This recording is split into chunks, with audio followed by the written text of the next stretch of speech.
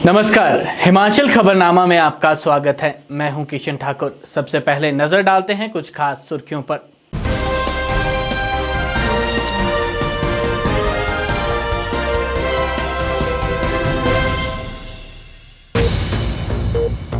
मुख्यमंत्री जयराम ठाकुर ने बजट 2022-23 की विधायक प्राथमिकताओं को अंतिम रूप देने के लिए जिला कांगड़ा और किन्नौर के विधायकों के साथ आयोजित बैठक की अध्यक्षता।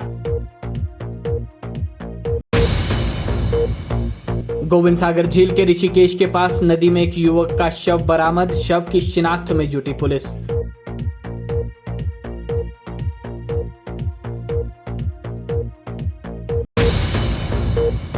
विधायक प्राथमिकता बैठक के दौरान मुख्यमंत्री जयराम ठाकुर ने विभिन्न परियोजनाओं की समयबद्ध डीपीआर बनाने के अधिकारियों को दिए निर्देश।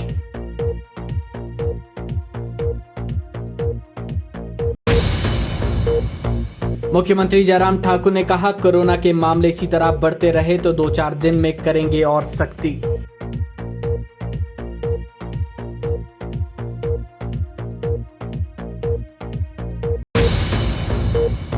हिमाचल प्रदेश विश्वविद्यालय में एनएसयूआई के 3 छात्रों के निष्कासन से जुड़े मामले पर कांग्रेस विधायकों ने जताई नाराजगी। मुख्यमंत्री से निष्कासन रद्द करने की मांग। सुर्खियों के बाद अब खबरें विस्तार से। मुख्यमंत्री जयराम ठाकुर ने बजट 2022-23 की विधायक प्राथमिकताओं को अंतिम रूप देने के लिए दूसरे दिन के पहले सत्र में जिला कांगड़ा और किन्नौर के विधायकों के साथ आयोजित बैठक की अध्यक्षता की। इस मौके पर मुख्यमंत्री ने कहा कि यह बैठक अत्यंत महत्वपूर्ण है, क्योंकि विधायकों को अपनी प्राथमिकताओं को प्रस्तुत करने और बजट के लिए अपने बहुमूल्य सुझाव देने का अवसर प्राप्त होता है। मुख्यमंत्री जयराम ठाकुर ने बजट 2022-23 की विधायक प्राथमिकताओं को अंतिम रूप देने के लिए दूसरे दिन के पहले सत्र में जिला कांगड़ा और किन्नौर के विधायकों के साथ आयोजित बैठक की अध्यक्षता की। उन्होंने अधिकारियों को जनप्रतिनिधियों द्वारा उठाए गए विभिन्न मामलों के अलावा अनेक बहुमूल्य सुझावों पर प्राथमिकता के आधार पर कार्य करने के निर्देश दिए। उन्होंने कहा कि विभिन्न परियोजनाओं की विस्तृत परियोजना रिपोर्ट को समयबद्ध तरीके से पूर्ण किया जाना चाहिए। मुख्यमंत्री ने कहा कि ये बैठक अत्यंत महत्वपूर्ण है, क्योंकि विधायकों को अपनी प्राथमिकताओं को प्रस्तुत करने और बजट 2022-23 के लिए अपने बहुमूल्य सुझाव देने का अवसर प्राप्त होता है। उन्होंने कहा कि वर्तमान राज्य सरकार ने पिछले 4 वर्षों के दौरान ये सुनिश्चित किया है कि राज्य के हर क्षेत्र और समाज के हर वर्ग को प्रदेश सरकार द्वारा शुरू की गई कल्याणकारी और विकासात्मक योजनाओं का लाभ मिले। उन्होंने कहा कि महामारी के बावजूद राज्य सरकार ने प्रदेश में स्वास्थ्य अधोसंरचना को सुदृढ़ करने पर विशेष बल दिया है। उन्होंने कहा कि महामारी के शुरुआती दौर में प्रदेश में केवल 2 ऑक्सीजन प्लांट थे और आज प्रदेश के विभिन्न भागों में 48 ऑक्सीजन प्लांट है। जयराम ठाकुर ने कहा कि समाज के कमजोर वर्ग धन के अभाव में बेहतर स्वास्थ्य देखभाल से वंचित न रहे, ये सुनिश्चित करने के लिए प्रदेश सरकार द्वारा कई योजनाएं शुरू की गई हैं। उन्होंने कहा कि आयुष्मान भारत योजना के तहत 4.26 लाख परिवारों का पंजीकरण किया गया है और 1.20 लाख लोगों को 145 करोड़ रुपए का निःशुल्क उपचार उपलब्ध करवाया गया है। उन्होंने कहा कि मुख्यमंत्री हिम केयर योजना के अंतर्गत 5.13 लाख परिवार पंजीकृत हैं और 2.20 लाख परिवारों को लगभग 200 करोड़ रुपए का आर्थिक लाभ प्रदान किया गया।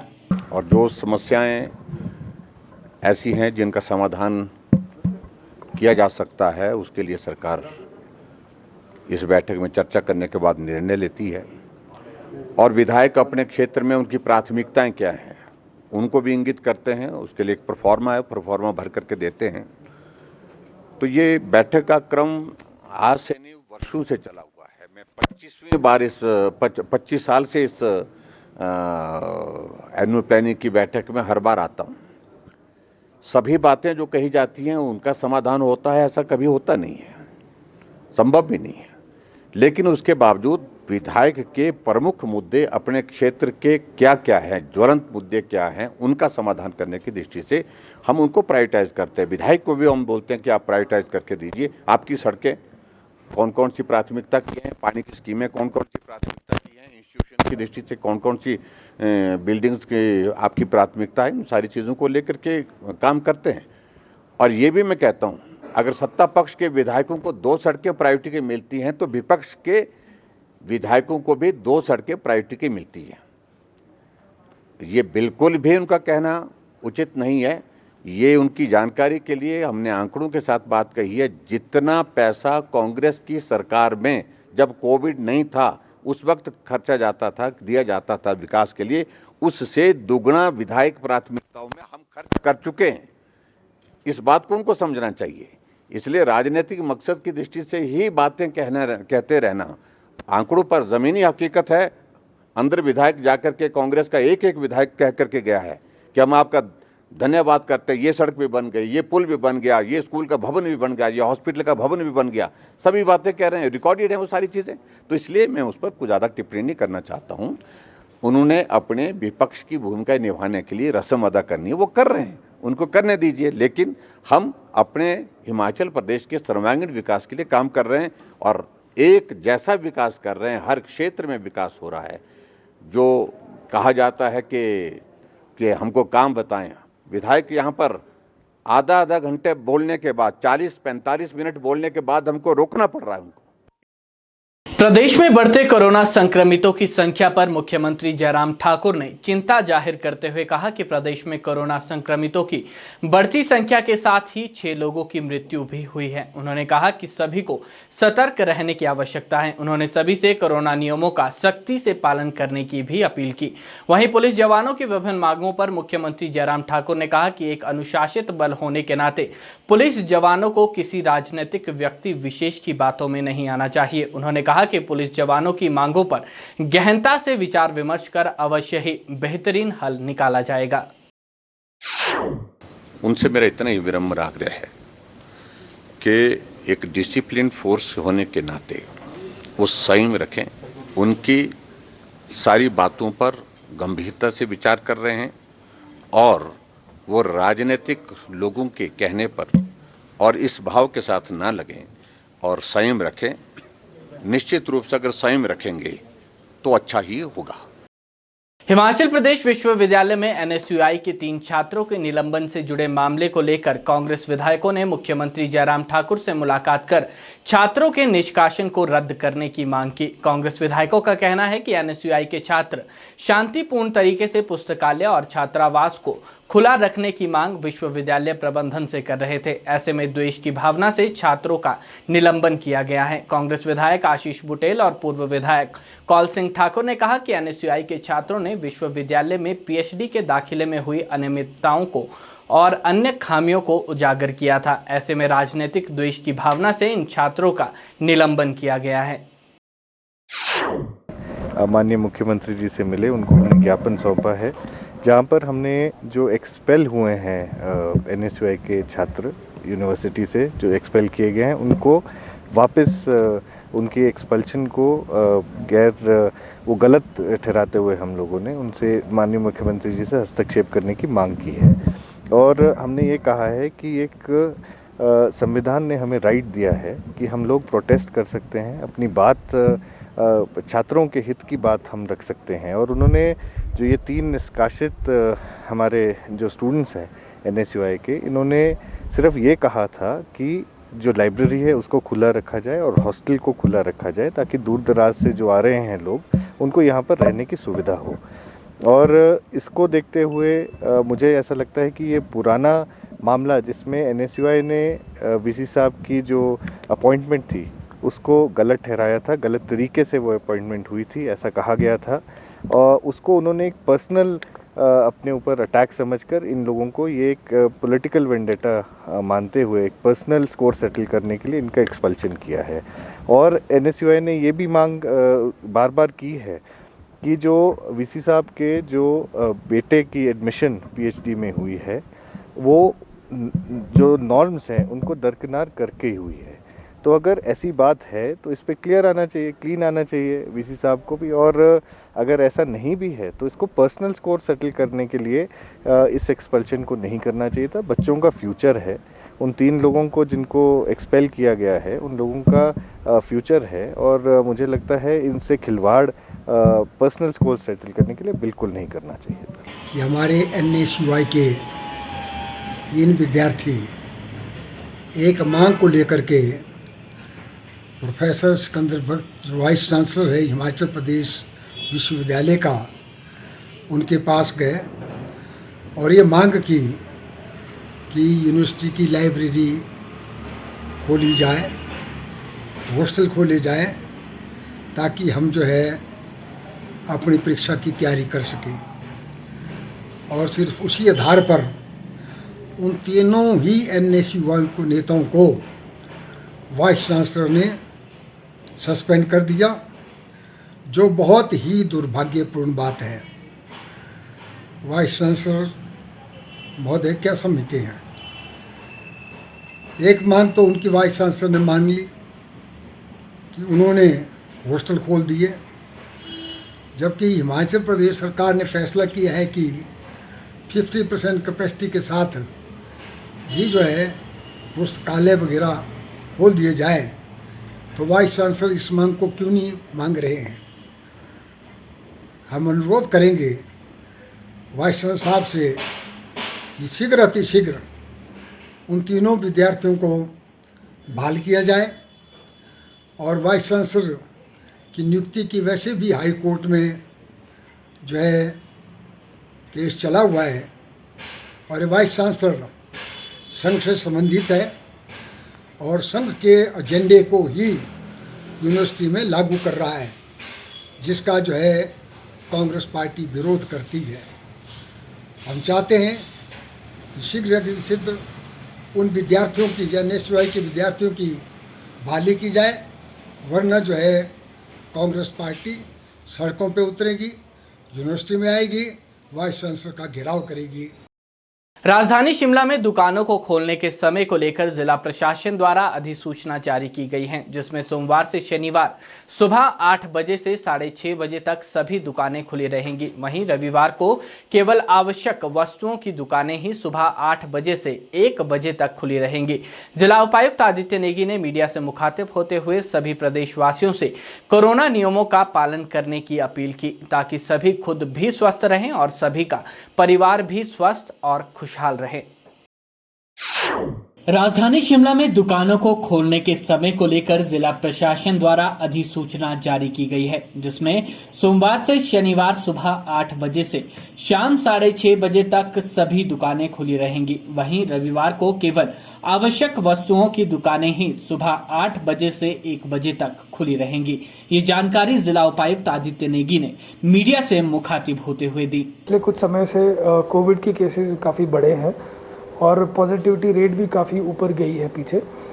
तो इन सारी चीज़ों को कंसिडर करते हुए जो है हमने कुछ बंदिशें लगाई हैं, जिसमें लेटेस्ट जो हमने ऑर्डर्स जारी किए हैं उसमें एक हमने ये कहा है कि शिमला में जो दुकानें खुलने का बंद होने का टाइम है वो इस तरह से रहेगा कि बाज़ार जो है वो 8 बजे खुलेंगे और 6:30 बजे बंद होंगे, और संडेज़ को जो है सारी दुकानें बंद होंगी एक्सेप्ट जो एसेंशियल आइटम जैसे दूध ब्रेड वगैरह की जो दुकानें हैं, उसके अलावा जो है बाकी सारी दुकानें संडेज को बंद रहेंगी। वहीं प्रदेश में बर्फबारी के विषय पर उन्होंने कहा कि हाल ही में हुई बर्फबारी के बाद सभी सड़कों को बहाल कर दिया गया है और साथ ही बाधित हुई बिजली आपूर्ति और ट्रांसफार्मर को भी ठीक कर दिया गया है। उन्होंने कहा कि आगामी बर्फबारी के लिए भी सभी विभागों को जरूरी दिशा निर्देश दे दिए गए हैं।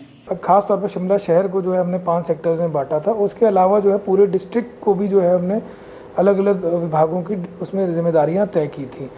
तो अभी जैसे पीछे जो है काफ़ी बर्फ़बारी हुई थी और उसके बाद जैसा आपने पूछा कि उसमें जो है हमारी मेजॉरिटी सड़कें जो है वो सारी खुल चुकी हैं। हमारा नेशनल हाईवे जो है पूरी तरह बहाल है, सारे पॉइंट्स जो है क्लियर हैं। उसके अलावा जो मेजर डिस्ट्रिक्ट रोड्स वगैरह जितने भी हैं वो भी सारे जो है वो खुल चुके हैं।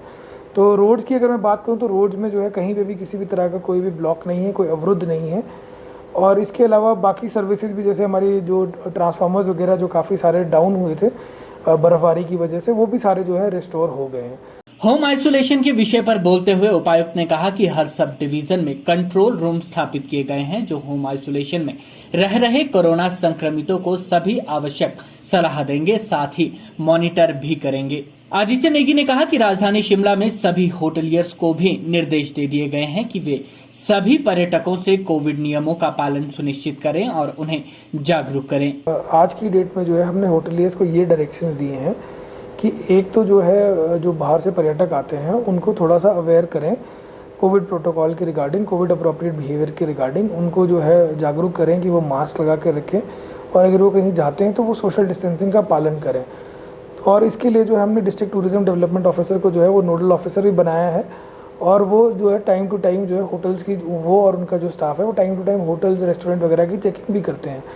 तो हमारी कोशिश ये है कि जो भी हमारे यहाँ पर्यटक आते हैं उनको हम प्रॉपरली गाइड करें, और अगर कोई गाइड करने के बाद भी अगर कोई जो है प्रोटोकॉल का पालन नहीं करता तो फिर उनके विरुद्ध जो है वो नियमानुसार कार्रवाई करें।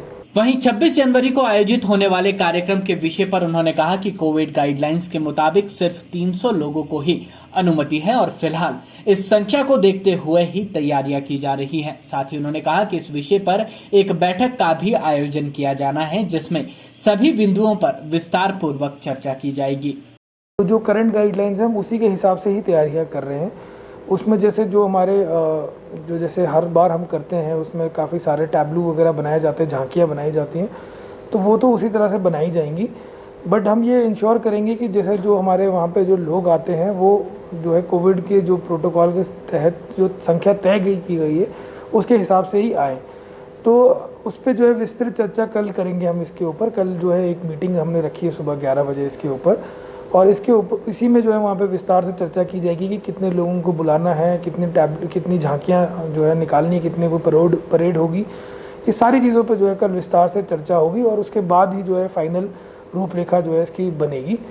साथ ही 16 से 18 वर्ष के बच्चों के टीकाकरण के विषय पर उन्होंने कहा कि ये टीकाकरण लगभग पूरा हो चुका है, और जिन बच्चों का टीकाकरण नहीं हुआ है वो नजदीकी पीएचसी सेंटर में अपना टीकाकरण सुनिश्चित कर सकते हैं। वहीं बूस्टर डोज के विषय पर बोलते हुए उन्होंने कहा कि फ्रंटलाइन वर्कर्स और 16 वर्ष से अधिक आयु वर्ग वालों के लिए ये अभियान शुरू कर दिया गया है।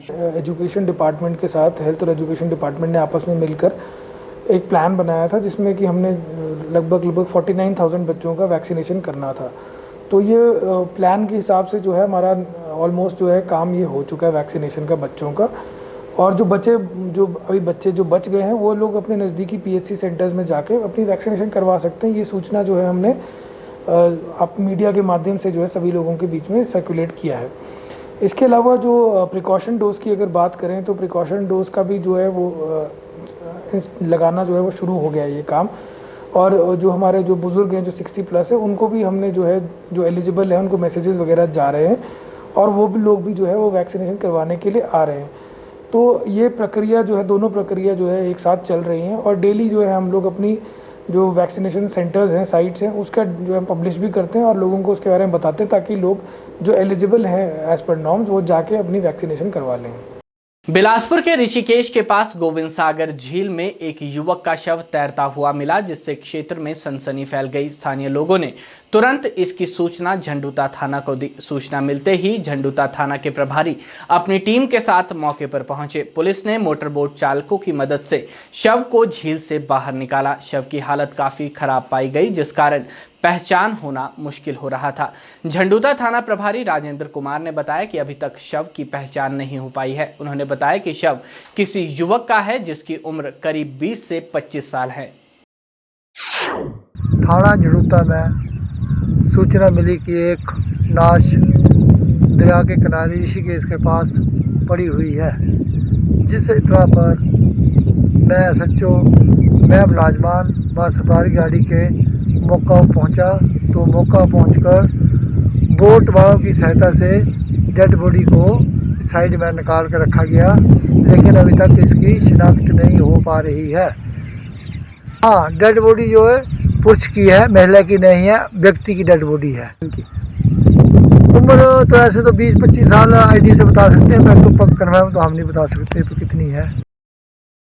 हिमाचल प्रदेश में कोरोना संक्रमण के लगातार बढ़ रहे मामलों पर सरकार और स्वास्थ्य विभाग ने चिंता जताई है। हालांकि संक्रमण से निपटने के लिए सरकार की ओर से अस्पतालों में हर स्तर पर व्यवस्थाएं कर दी गई हैं। वहीं 60 वर्ष से अधिक आयु वर्ग के लोगों को बूस्टर डोज लगाई जा रही है और किशोरों की वैक्सीन का कार्य भी जोरों शोरों पर चल रहा है। निदेशक स्वास्थ्य सेवाएं हेमराज बैरवा ने बताया कि कोरोना के मामलों में हो रही बढ़ोतरी के बीच अस्पतालों में उपचाराधीन कोविड मरीजों का रेशो 0.88 है। उन्होंने बताया कि अधिकतर मामलों में लोग होम क्वारंटाइन हैं और स्वास्थ्य विभाग संक्रमितों की निगरानी और देखभाल के लिए हर आवश्यक कदम उठा रहा है। 18 वर्ष आयु वर्ग के जो बच्चे हैं जिनको टीके लग रहे हैं और कोवैक्सीन के डोज इनको लग रहे हैं। अब तक प्रदेश में लगभग 4.25 लाख बच्चों को ये टीके लगाए जा चुके हैं। जो भारत सरकार ने हमें टारगेट कन्वे किया था 3,52,000 का, वो हम ऑलरेडी अचीव कर चुके हैं। लेकिन हम लोग ये कोशिश कर रहे हैं कि कोई भी बच्चा इस वैक्सीन से छूटने ना पाए, और इसलिए हमने हमारा टारगेट और एम्बिशियस किया है और हम कोशिश कर रहे हैं कि सारे बच्चों को हम जल्दी से जल्दी इसमें कवर करें। जहाँ तक कोरोना की बात है, कोरोना के मामले आपने जैसे देखा होगा कि काफ़ी तेज़ी से केसेस हमारे बढ़े हैं और रोज़ हमारे केस बढ़ के आ रहे हैं। आप अगर एक ट्रेंड देखेंगे तो हमारे 8 तारीख, जिस दिन से शार्प जंप होना शुरू हुआ था, 8 तारीख को हमारे एक्टिव केस थे 2,793 और आज हमारे एक्टिव केस हैं 12,142 प्रेजेंट में। तो आप जंप देखेंगे तो बड़ा सीवियर, एकदम 4 गुना जंप है एक्टिव केसेस के अंदर।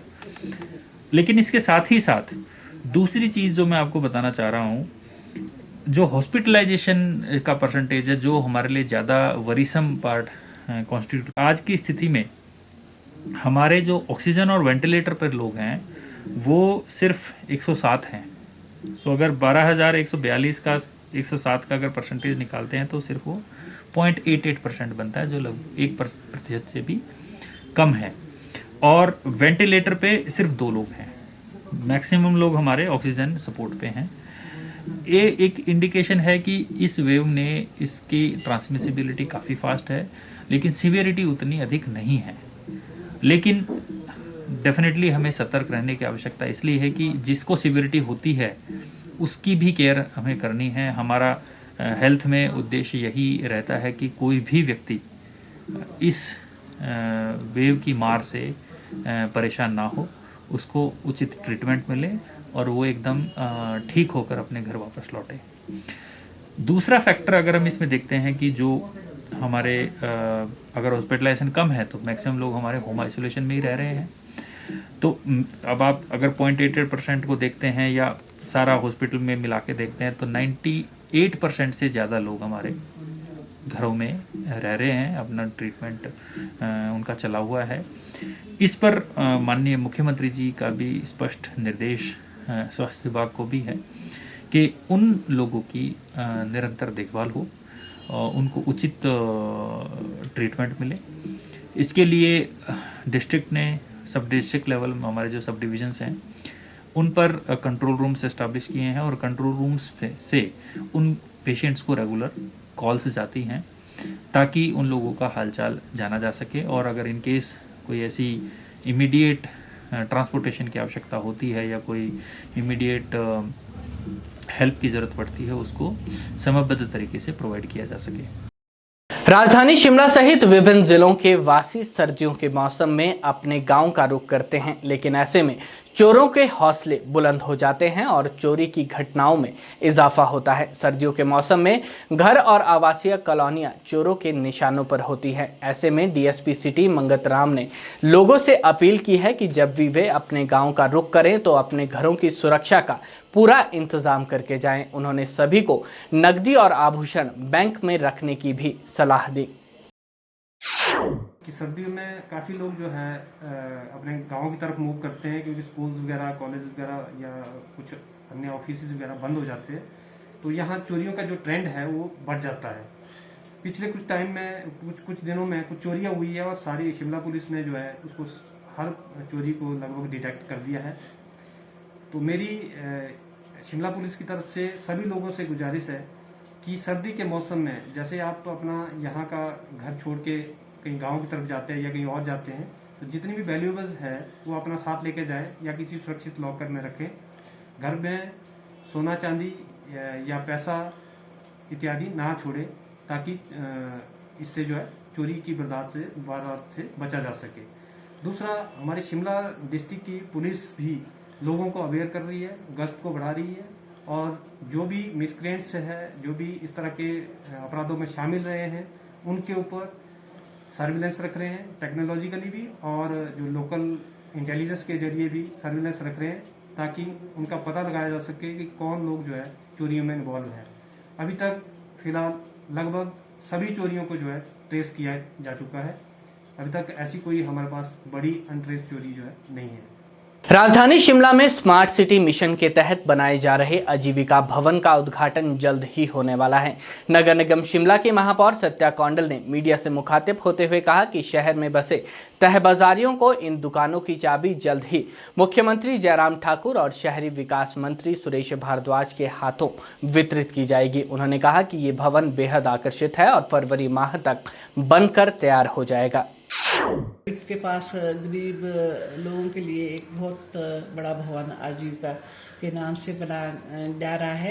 ये स्मार्ट सिटी के अंतर्गत नहीं, किसी और एजेंसी के अंतर्गत बन रहा है, लेकिन ये बहुत ही सुंदर बिल्डिंग बनी है और इसमें हम जो है जैसे तिप्ती मार्केट में जो लोग रह रहे हैं उनको हम वहाँ शिफ्ट करेंगे और कोई गरीब लोग होंगे उनको हम वहाँ शिफ्ट करेंगे। मैं समझती हूँ कि पूरे हिमाचल में ये जो बिल्डिंग है सबसे सुंदर बिल्डिंग है और पहली एक बिल्डिंग ऐसी होगी जिसमें जो है गरीब लोगों को बसाया जाएगा। और समझो कि 1 महीने के अंदर अंदर जो है इसका जो माननीय मुख्यमंत्री जी और अर्बन डेवलपमेंट मंत्री जी इसका उद्घाटन करेंगे और तब हम इनको वहाँ शिफ्ट करेंगे और हम उनकी लिस्ट बना रहे हैं कि किन किन को ये लॉट होनी है ताकि उस टाइम माननीय मुख्यमंत्री जी और अर्बन डेवलपमेंट मंत्री जी के माध्यम से इनको चाबी भी दी जाएगी और इसमें जो लिफ्ट का भी काम चला। तकरीबन कब तक हो जाएगी तैयारी? लगभग मैं समझती हूँ 1 महीने के अंदर अंदर हो जानी चाहिए क्योंकि मैक्सिमम काम इसमें हो चुका है। इसमें लिफ्ट का प्रोविजन रखा हमने, लिफ्ट भी बन चुकी है और आने जाने जो पैदल आना जाना चाहते हैं उनके लिए पैदल रास्ता का भी प्रावधान रखा गया है। आजादी का अमृत महोत्सव, आइकन सप्ताह और राष्ट्रीय युवा दिवस के उपलक्ष्य पर HIV और कोविड-19 के विषय में स्वास्थ्य विभाग अर्की द्वारा 1 दिवसीय जागरूकता शिविर का आयोजन किया गया। राजकीय वरिष्ठ माध्यमिक पाठशाला छात्र अर्की में आयोजित इस जागरूकता शिविर की अध्यक्षता विद्यालय की प्रधानाचार्य मोनिका वर्मा ने की। शिविर में करीब 50 युवाओं ने भाग लिया।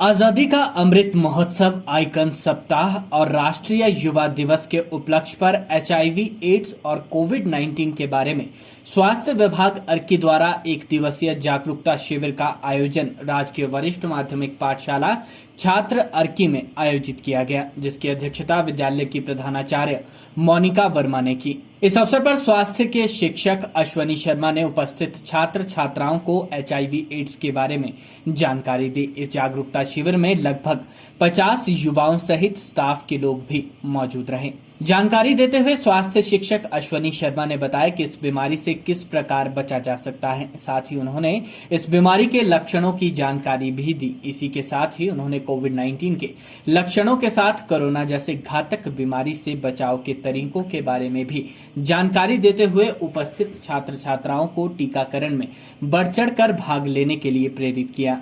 उन्होंने कहा कि 15 से 24 वर्ष आयु के युवाओं में कोरोना के संक्रमण दर 40% है, इसलिए इस आयु के युवाओं को इस रोग के कारणों व बचावों के बारे में जानना बेहद जरूरी है। उन्होंने सभी को कहा कि उपरोक्त किसी भी बीमारी की शंका होने पर टोल फ्री नंबर 1097 का प्रयोग कर अपनी समस्या का समाधान ले सकते हैं। वहीं विजय शांडिल ने इस रोग के लिए जांच हेतु अर्की अस्पताल में कमरा नंबर 208 में जाने की सलाह दी। उन्होंने कहा कि इस बारे सारा परामर्श गोपनीय रखा जाता है। आज राष्ट्रीय युवा दिवस के उपलक्ष्य में हमने राजकीय वरिष्ठ माध्यमिक विद्यालय बॉयज अर्की में जो है युवाओं को युवा दिवस के ऊपर जो है जानकारी दी। इसमें विशेष रूप से जो युवा पीढ़ी संबंधी स्वास्थ्य समस्याएं जैसे HIV, एड्स के संबंध में हमने इनको जागरूक किया कि HIV, एड्स फैलता कैसे, इससे हम कैसे बच सकते हैं। और इस जानकारी के लिए हमने उनको बताया कि 1097 नंबर जो टोल फ्री है उसका जो है प्रयोग करना चाहिए।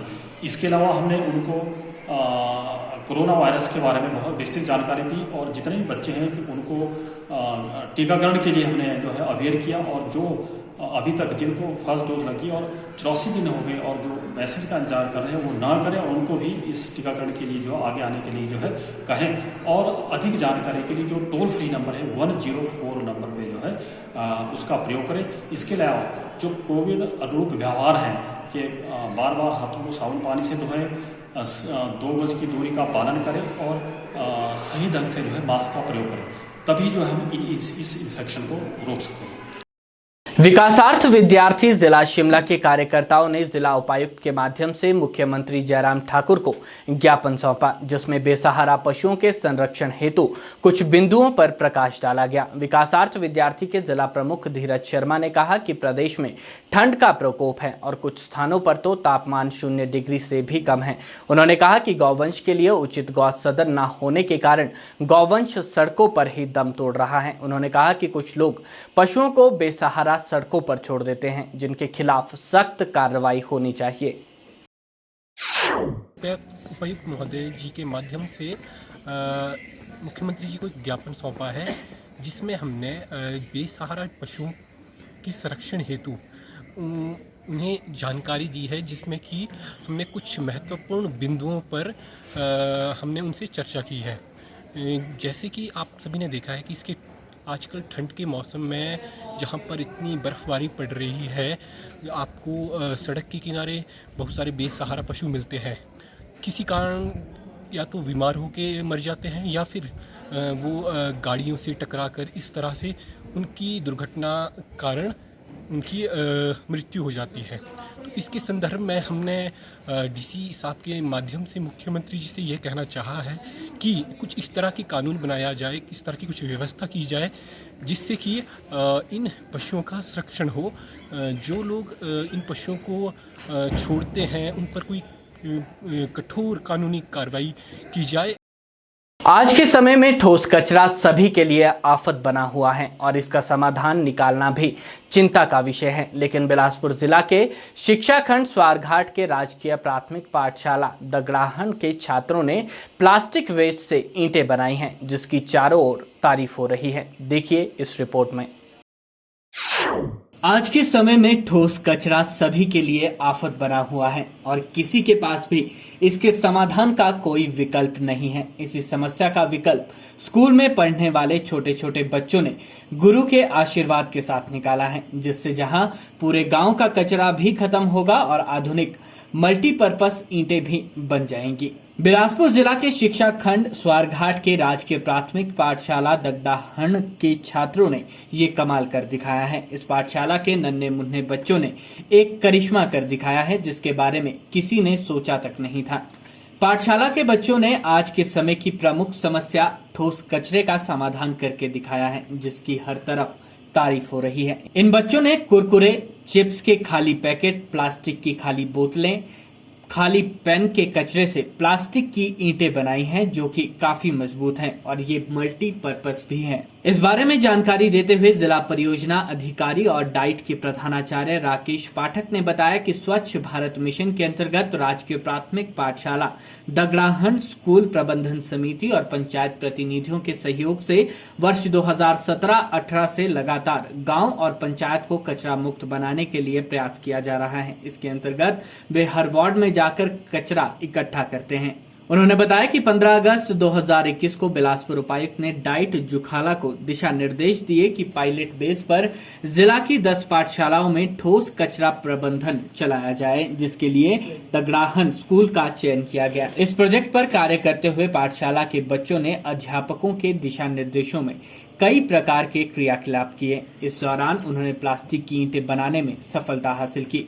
बच्चों ने ये ईंटें कुरकुरे, चिप्स, टॉफी, पॉलिथीन के पुराने लिफाफे, पानी की खाली बोतलें, बॉल पेन, रिफिल और अन्य प्रकार के प्लास्टिक वेस्ट से बनाई हैं। बच्चों ने प्लास्टिक के कचरे को एक बर्तन में गैस हीटर पर 200 सेल्सियस तक गर्म किया, जिससे वे पिघल गया। इसके बाद उसे लोहे या लकड़ी के बने सांचे में डाला और 15 मिनट तक ऐसे ही ठंडा होने के लिए छोड़ दिया।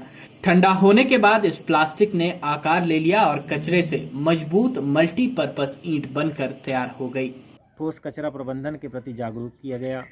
वहीं अभिभावकों और स्कूल प्रबंधन समिति के माध्यम से भी लोगों तक ये बात पहुंचाई गई, जिसका परिणाम यह हुआ कि हमारी इस पाठशाला की प्रबंधन समिति के साथ यहाँ के गांववासी, यहाँ के जितने भी दुकानदार थे, सब ने सहमति जताई और सब ने मिलकर के इस गांव को स्वच्छ बनाया। यहाँ से जितना भी हमारा प्लास्टिक का वेस्टेज, चाहे कुरकुरे, चिप्स, टॉफ़ी आदि के रैपर्स इकट्ठे हुए, वहीं प्लास्टिक की बोतलें भी, और जितना भी हमारे पास ये वेस्टेज एकत्रित हुई, इसको हमने बोरियों में भर करके जो पाठशाला में जमा किया। उसके बाद इसके समुचित प्रयोग के लिए कि किस तरह से इसका रिसाइकल किया जा सकता है उसके लिए भी प्रयोग किए।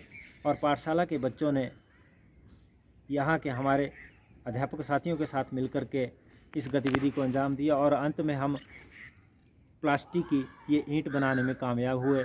ये ईंट जहाँ हल्की भी है, मजबूत भी है और काफ़ी टिकाऊ भी है। इसका कई प्रकार से प्रयोग किया जा सकता है। जिस तरह से दूसरी ईंटों का प्रयोग जहाँ किया जाता है वहीं इसका भी प्रयोग हो सकता है। और हम जितना भी हमारे पास ये कचरा, प्लास्टिक का कचरा पूरे गांव से इकट्ठा हुआ था, उससे हम 15 से 20 ईंटें बनाने में कामयाब हो चुके हैं। इस एक ईंट में लगभग 15 से 20 प्लास्टिक की बोतलें, 50 से 60 कुरकुरे चिप्स आदि के रैपर्स, पेंसिलें, प्लास्टिक के जो रिफिल आदि जो है, इन सब का प्रयोग करके जो है एक ईंट बन सकती है। और इस ईंट को बनाते समय थोड़ा सा ध्यान ये रखना पड़ता है कि इसमें से कुछ मात्रा में गैसेज भी निकलती हैं, इसलिए मास्क का प्रयोग करके ही हम इसको बना सकते हैं। और मेरे विचार से अगर हम इस थोड़ी सी सावधानी के साथ इस काम को करते हैं तो हमारे आसपास का जितना भी प्लास्टिक के वेस्टेज है इसको हम आसानी से जो है इसका निपटारा कर सकते हैं और हमारे पास इसका रिसाइकल बहुत बढ़िया एक प्रयोग हो सकता है। हमने इस ईंट का अभी तक और कुछ नहीं बनाया, लेकिन पाठशाला में घन और घनाव का जो आयतन है उसके लिए भी इसका प्रयोग किया और बच्चों ने काफ़ी उत्सुकता के साथ इस प्रोजेक्ट को पूरा किया है। हिमाचल खबरनामा के आज के इस अंक में इतना ही। प्रदेश भर की ताज़ा तरीन खबरों के लिए देखते रहें हिमाचल खबरनामा। नमस्कार।